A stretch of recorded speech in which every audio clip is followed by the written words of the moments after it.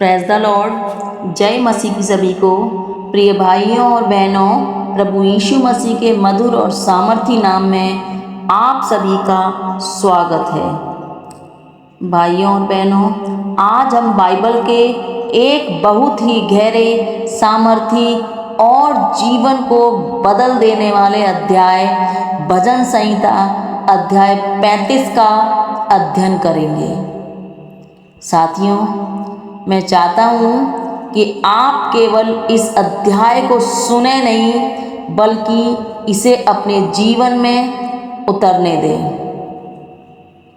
क्योंकि यह अध्याय केवल दाऊद की कहानी नहीं है। यह उन सभी लोगों की कहानी है जिन्होंने कभी न कभी अन्याय, विरोध, अपमान, झूठे आरोप, विश्वासघात और संघर्ष का सामना किया है। फ्रेंड्स, सबसे पहले हमें यह समझना होगा कि इस अध्याय को किसने लिखा। यह अध्याय किसके द्वारा लिखा गया था। हालेलुया। साथियों, इस भजन को राजा दाऊद ने लिखा था। वही दाऊद जो एक चरवाहा था जिसे परमेश्वर ने इज़राइल का राजा बनाया। साथियों, लेकिन राजा बनने के बाद भी उसका जीवन आसान नहीं था,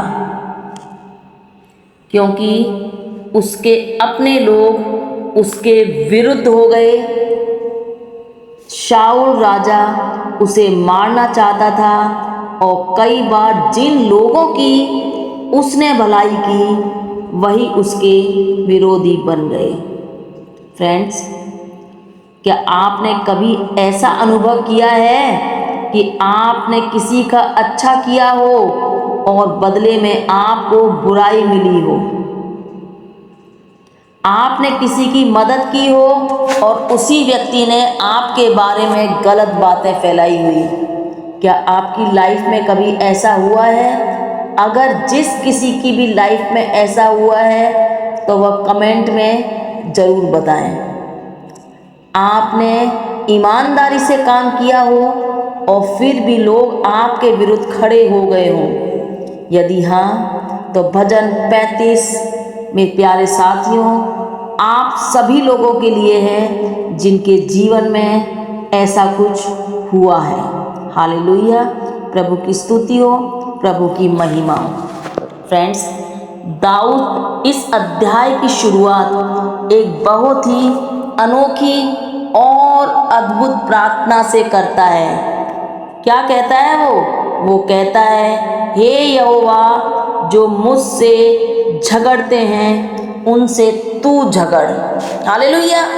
फ्रेंड्स, ध्यान दीजिए, दाऊद यह नहीं कह रहा है कि प्रभु मुझे शक्ति दे ताकि मैं उनसे लड़ सकूं। वो क्या कह रहा है? वो कह रहा है, प्रभु आप मेरे लिए लड़िए। वो प्रभु से आग्रह कर रहा है, विनम्र निवेदन कर रहा है कि प्रभु जी, आप मेरे लिए लड़िए, क्योंकि यह युद्ध मेरा नहीं है, यह युद्ध आपका है। साथियों, यही इस अध्याय की पहली और सबसे बड़ी शिक्षा है कि हर लड़ाई हमें खुद नहीं लड़नी है। हालेलुया।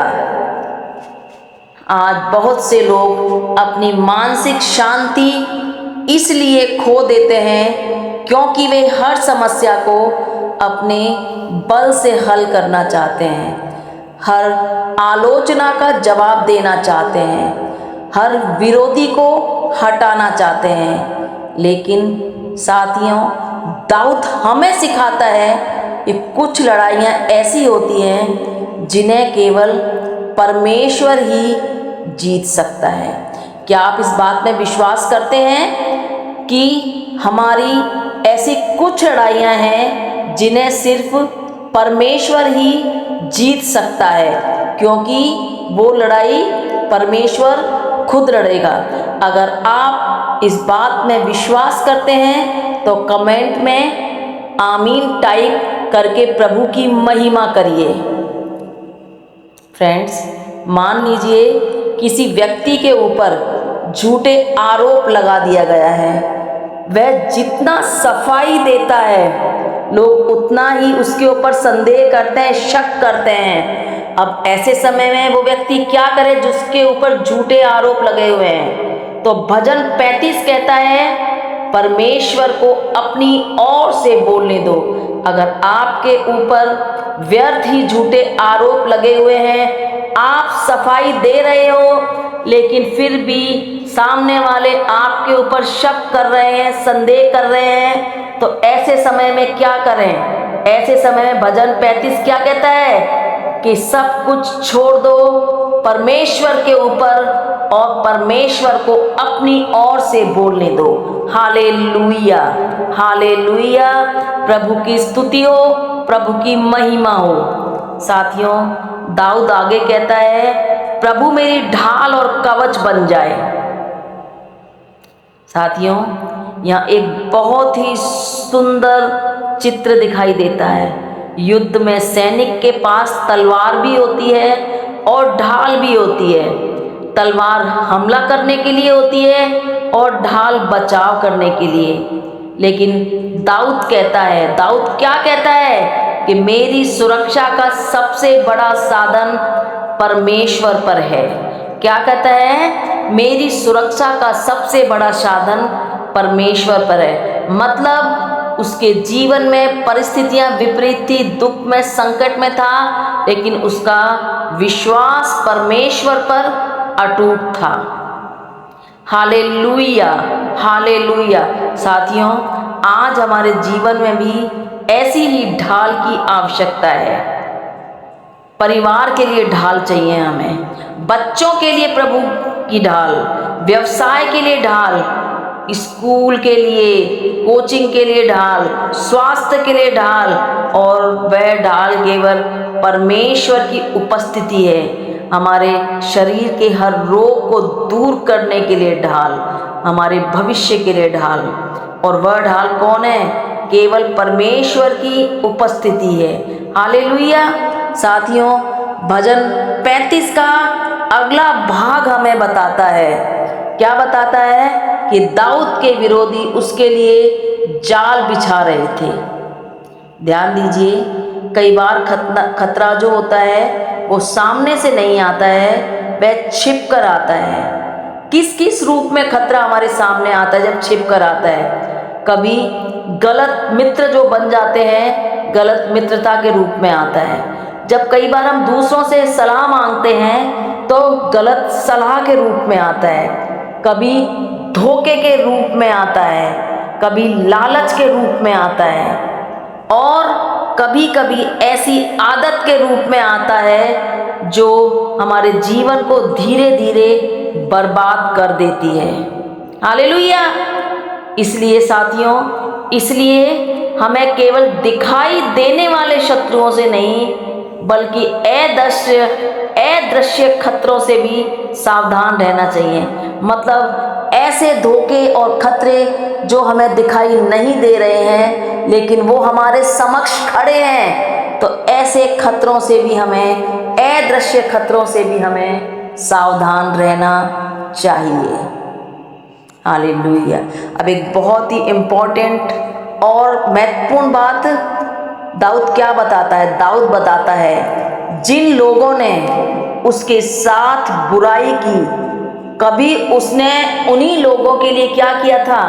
प्रार्थना की थी, उनकी भलाई के लिए। जो लोग उसके साथ में खड़े हुए थे, जो गलत व्यवहार कर रहे थे, कभी दाऊद ने उन लोगों के लिए प्रार्थनाएं करी थी, और वो ही लोग दाऊद के विरोध में खड़े हुए थे।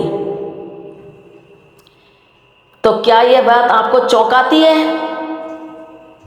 क्योंकि उसने क्या करा था? उसने उनके लिए उपवास किया था, उनके दुख में वो दुखी हुआ था, लेकिन बाद में वही लोग उसके विरोधी बन गए।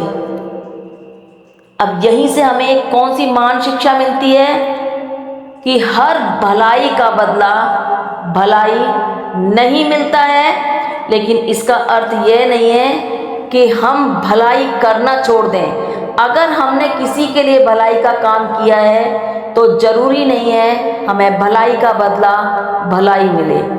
लोग हमारे विरोध में भी खड़े हो सकते हैं, तो इसका मतलब यह नहीं है कि हम भलाई करना छोड़ दें, क्योंकि हमारा प्रतिफल मनुष्यों से नहीं बल्कि परमेश्वर से आता है। हमारे कर्मों का जो फल है वो मनुष्यों से नहीं आता, किसकी तरफ से आता है? परमेश्वर की तरफ से आता है। हालेलुया।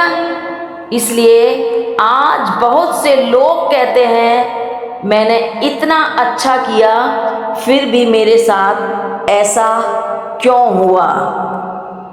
क्योंकि दाऊद भी इसी दर्द से गुजरा था। उसने भी लोगों के लिए उपवास किया था, प्रार्थनाएं की थी, लेकिन वही लोग उसके विरोध में खड़े हो गए, उसके शत्रु बन गए। सब कुछ उसके साथ स्थितियां विपरीत हो गई, समस्याएं आई, कठिनाइयां आई, दुख आया, संकट आया, लेकिन उसने परमेश्वर पर विश्वास नहीं छोड़ा। उसका परमेश्वर पर विश्वास और दृढ़ होता गया, और यही विश्वास की परिपक्वता है। हालेलुया। साथियों, अब हम इस अध्याय की सबसे सुंदर बात पर आते हैं। इतनी सारी शिकायतों और संघर्षों के बीच दाऊद अंत में स्तुति करता है। क्या कहता है वो? वह कहता है मेरी आत्मा प्रभु में मगन होगी। क्या कहता है वो? मेरी आत्मा प्रभु में मगन होगी। हालेलुया। साथियों, ध्यान दीजिए, परिस्थितियां अभी दाऊद की बदली नहीं है, उसकी समस्याएं अभी भी समाप्त नहीं हुई हैं, विरोधी अभी भी मौजूद हैं, लेकिन दाऊद का जो विश्वास है वो क्या है? बदल गया है, और यही सच्चा विश्वास है। साथियों, विश्वास तब नहीं होता जब सब कुछ ठीक हो जाए। विश्वास तब होता है जब सब कुछ ठीक होने से पहले भी हम परमेश्वर पर भरोसा करते हैं। हमारा भरोसा परमेश्वर पर से कम नहीं होता है। हालेलुया। साथियों, यदि आपके घर में कोई संघर्ष चल रहा है तो भजन 35 कहता है, क्या कहता है? हिम्मत मत हारो। हालेलुया। यदि आपको आपके बच्चों के लिए चिंता है, आप अपने बच्चों के भविष्य को लेकर के चिंतित हैं, तो भजन 35 कहता है उन्हें परमेश्वर के हाथों में सौंप दो। और यदि आप किसी आर्थिक परेशानी में हैं, गरीबी है, कर्जा है, बेरोजगारी है, तो भजन 35 क्या कहता है? भजन 35 कहता है परमेश्वर तुम्हारी सहायता कर सकता है, वो इन सब परेशानियों से तुम्हें बाहर निकाल सकता है यदि आपका विश्वास परमेश्वर पे दृढ़ हो। हालेलुया। हालेलुया। साथियों, यदि कोई कोर्ट केस या विवाद है तो भजन 35 क्या कहता है इस बारे में, किसी कोर्ट केस या विवाद के बारे में, कि न्याय का अंतिम अधिकार परमेश्वर के पास है, क्योंकि परमेश्वर के न्याय पर विश्वास किया जा सकता है, क्योंकि उसका न्याय कभी बदलता नहीं है, बशर्ते कि मनुष्यों के न्याय पर विश्वास नहीं किया जा सकता, क्योंकि मनुष्यों का न्याय बदल जाता है। हालेलुया। हालेलुया। यदि लोग तुम्हारे विरुद्ध बोल रहे हैं तो भजन 35 कहता है सत्य के साथ खड़े रहो और परमेश्वर पर भरोसा रखो। हालेलुया। साथियों, इस अध्याय का सार यही है कि परमेश्वर अपने लोगों को नहीं छोड़ता। कभी कभी सहायता देर से आती हुई दिखाई देती है, लेकिन परमेश्वर की घड़ी कभी गलत नहीं होती। इसीलिए दाऊद का जीवन इसका प्रमाण है। एक चरवाहे से राजा बनने तक का सफर आसान नहीं था, लेकिन परमेश्वर उसके साथ था और वही परमेश्वर आज भी हमारे साथ है। इसलिए जब भी आप भजन संहिता का अध्याय 35 पढ़ें, केवल शत्रुओं के बारे में मत सोचिए। यह सोचिए कि यह अध्याय हमें सिखाता है संघर्ष के समय विश्वास कैसे बनाए रखें, अन्याय के समय धैर्य कैसे रखें और कठिन परिस्थिति में भी परमेश्वर की स्तुति कैसे करते रहें। यही भजन संहिता अध्याय 35 की सबसे बड़ी शिक्षा है। Hallelujah, hallelujah. प्यारे साथियों, आपके जीवन में किसी भी प्रकार का दुख हो, संकट हो, गरीबी, कर्जा, बीमारी, बेरोजगारी, पारिवारिक संबंध खराब हो, बच्चे गलत संगत में हो, पढ़ाई लिखाई नहीं कर रहे हो, तो आप घबराइए मत। परमेश्वर पर विश्वास रखिए, अपने विश्वास को कम मत होने दीजिए। लगातार प्रार्थना में बने रहिए, प्रभु को पुकारते रहिए। प्रभु एक दिन जरूर सुनेगा। जैसे दाऊद को संकट से बाहर निकाला, वैसे ही अपना परमपिता परमेश्वर हमें भी हर एक संकट से, दुख से बाहर निकालेगा, क्योंकि एक वो ही है जो सब जानता है हमारे बारे में। वो ही है जो असंभव को संभव कर सकता है। Hallelujah, hallelujah. परमेश्वर आप सबको आशीष दे। पर प्रभु में बने रहिए, स्थिर रहिए, प्रभु के नाम की तारीफ हो, प्रभु में विश्वास कायम रखिए, प्रार्थनाओं में लगे रहिए। आमीन, आमीन, आमीन। जय मसीह।